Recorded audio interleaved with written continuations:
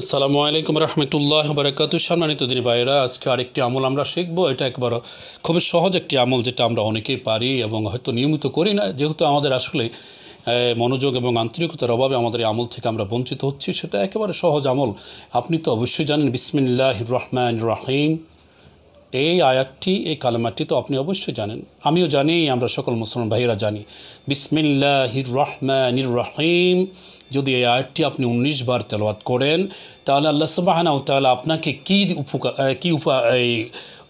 পুরস্কার দিবেন, কিভাবে আপনাকে পুরস্কৃত করবেন একটু জেনে নেন।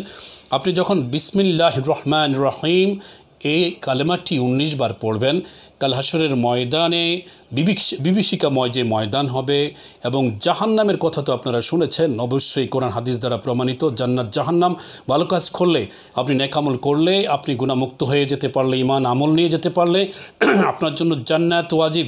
আর যদি আপনি এখান থেকে ব্যতিক্রম কিছু করেন, তাহলে আপনার জন্য জাহান্নাম, নাউজুবিল্লাহ মিন যালিক। সেই জাহান্নামের বিভীষিকা, সেই জাহান্নামের আযাব গজব, এবং জাহান্নামে 19 জন ফেরেশতা আছেন যারা শাস্তি দেওয়ার জন্য নিয়োজিত থাকবেন।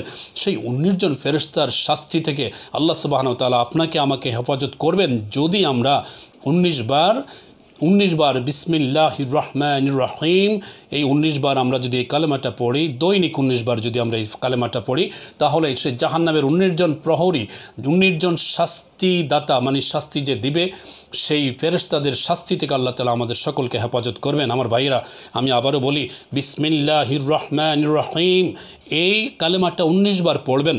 19 বার পড়লে আপনার জন্য আল্লাহ রাব্বুল আলামিন যে পুরস্কার দিবেন, সেটা হচ্ছে সেই 19 জন শাস্তিদানওয়ালা ফেরেশতার শাস্তি থেকে আল্লাহ সুবহানাহু ওয়া তাআলা আমাদেরকে হেফাজত করবেন।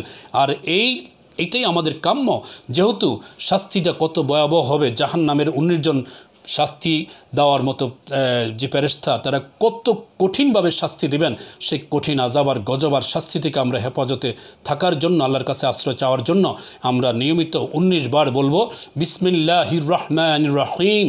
আমরা এই 19 বার বিসমিল্লাহর আমলটি করবো। আল্লাহ তাআলা আমাদেরকে আমল করার তৌফিক দান করুক, আমিন।